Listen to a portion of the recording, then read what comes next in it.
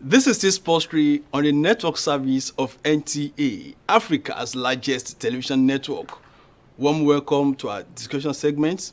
And I have with me what some people call the Serena of Nigeria, a lovely tennis star that have done so much well for herself and for this country in the game of tennis. Is also the daughter of a sensational and an erudite tennis coach. I have with me in the studio today Crystal Nzewi. Crystal, you are welcome to Sportsreel. Thank you so much for having me. So I started playing tennis about 20 years ago, and I started in National Stadium and training. My father was training me and coaching me, and I had some different coaches, but I was playing tournaments in Nigeria, and then I also represented Nigeria in some ITFs. I started looking for avenues to take me to reach my goal of playing college tennis, and I went to school in France in an academy, and I played there for 3 years, and then after I got a scholarship to play in the US, and after that I came to Rome and I played for my master's. Can you recollect how it all started, especially at what age did you start playing tennis? I'm pretty sure I started playing at 5 years old, and I was training in the Chevron facilities, and I also was doing taekwondo at that moment, and I realized that taekwondo is not what I wanted to do, and so I decided to just focus on tennis. But at least you can now defend yourself in case of any attack from the skills you learned from taekwondo. Yes, when I get on the tennis court, it's a battle, against me and my opponent, so it's always serious for me. Okay, of all the sports, what inspired you into playing tennis? My parents were a really big factor. They pushed me a lot. I remember I would go to school in the morning super early, and then I would wait for my dad to be done with work, and then he would come and pick me up from school and then take me to the tennis courts, and I'd train till super late at night, and then I'd have to go home, take a shower, eat, and do homework. And so I had really, really long days, and in that moment I didn't see the point of it, but my parents saw the vision of me going abroad and studying and pursuing sports. Definitely harder than anything that I've ever been through. I would say it's a different mentality that you have to go into in order to play college. It's also depending on your coach, how he treats the players, how he takes care of practices. And so we have 20-hour weeks, and I play Division I, so we have high-level tennis players who are training every day for like 2 to 3 hours, and I would say that this training that I had was what helped me and is what is helping me continue being a strong individual, someone who is disciplined, and someone who also wants to go far. Those things you witnessed while at the college, do you think Nigeria is doing very well in tennis, comparing the two background or two atmosphere? So tennis is a very expensive sport. I would say just to sign up for tournaments and to get the equipment, you have to have money. And the thing that America does well is that they invest in tennis. And I think that Nigerians were starting to see the importance in sports, and so they're investing more in these sports. And hopefully tennis can be a sport that we call attention to, because in the world, tennis is like a very exclusive sport. It's a sport that is regarded as like high class. So what do you think we can also do, especially to encourage kid tennis players from the grassroots to get more players and to get Nigeria going as regards international tennis?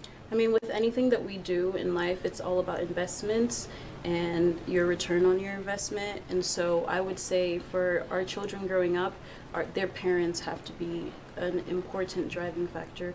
If your parents don't stand behind you, then no one else will. My life goal is to have a sports agency and a tennis academy here in Nigeria. And so I want to have my own facility because I've experienced different sports academies and different sports facilities.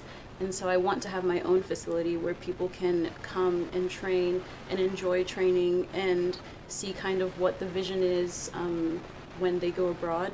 And just bringing tournaments so that kids can be ready whenever it's time for them to play matches. With tennis, the more you play, the better you feel, the more comfortable you are. And so that's kind of what Africa and Nigeria needs, just more tournaments, more matches, because in the US you have a tournament every single day if you want. In France and Europe you have a tournament every single weekend. And so here it's very scarce that we have tournaments like that. So in my college career, I started off playing number 6, which is the lowest position that you can play. And with the help of my coach, Jonathan Medina, who was a pro player in the past, I was able to eventually end up playing in the top 3, so 3, 2, and 1. And I remember when I won my first match in a high position, it was a moment where like all your teammates rush to you and they're so happy. And so that was my highest moment, probably, just seeing the growth for the past 4 years, having to start at the bottom and then come and make it to the top and be the captain of my team. And I guess low moments were just the times that I struggled, the times that I felt alone in college. College had a really big impact on me, and so just the struggles I remember a lot. How were you able to merge tennis with your academics and you find? So I believe that sports brings a certain discipline that students and student athletes need in their life, anyone needs in their life. And so I feel like studies have shown that when you put sports and academics together, the person or the student is more receptive, their minds are more open. And so as you're training and you're being competitive in a sport, you know, you're thinking of different tactics and your brain is going, and the same thing happens when you're in university or in college. Okay, presently, before you talk about setting up your own facility, but before then, what do you think you can do? Investing or bringing tournaments to Nigeria, so having people from abroad come to me and they ask me if to help them with running a tennis tournament in Nigeria, because I understand how things run a little bit in Nigeria, and also with the help of my mom. And so Rome City Institute, which was the university that I went to for my master's, they asked me to do a tennis tournament for them in Nigeria. And so with that, we're giving scholarships to everyone who signs up. And then the first and second place gets higher scholarships to come and study in our institute. And hopefully it can do more things like this with different companies and brands. So apart from all these, what other benefits do you think Nigerian tennis players can actually benefit from the Rome City Nigerian Open? An under 18 tournament, and it's going to be taking place from the 22nd to the 24th of December. And apart from the scholarships that we are offering students, we're also giving them an opportunity to work on their talent, which is tennis, and hone their craft. They get to train in Rome, Italy, which is a beautiful country, a beautiful state in Rome. And they get to experience life, because I am who I am today because of the experiences that I've had, and tennis was able to take me to every single step of the journey that I've gone through. And so just giving them the opportunity to be able to kind of have these experiences in different countries will help them in the future. Okay, how will this tournament actually help Nigerian tennis players? How will it help them to grow? The more you play, the more tournaments that we have in Nigeria, a player is always going to be able to improve the more they play. And it's easy to just train and practice every day, but when you're not in competition mindset and when you don't have anything at risk, then you don't understand what it takes to become the best. So competitions are what put people into this mindset of, okay, I have to practice for this, I have to train for this, I'm going into a competition, I have this certain mindset. And so if they don't have that with these competitions that we're doing, then they're just, you know, recreational players. Okay. Do you think Nigeria can also produce the like of Novak Djokovic, Serena Williams, and those super tennis stars? Like I said in the beginning, it's just about investing in your players. And so with everything that we want to accomplish, we have to hone and spend time in it and invest time in it, not just money, but time. And I think that our parents are a big driving force in this. Our coaches are a big driving force. When people see that there are people who support them, then they become more confident in themselves. And I think that's the only thing that has taken me through, because there are times where I felt like I wasn't good enough, or there are times where I felt like I wasn't going to accomplish something, but my parents were really there to support me and push me even when I didn't want to be pushed. So I believe we can do it. We just have to have the right people behind us, the right facility. We can do it from Crystal in Nzewi. But before I let you go, as a young lady, what would be your advice to a girl child out there, especially how you're able to make it in tennis and in academics? I would say my advice to any youth, to any girl, is just believe in the things that you have within you.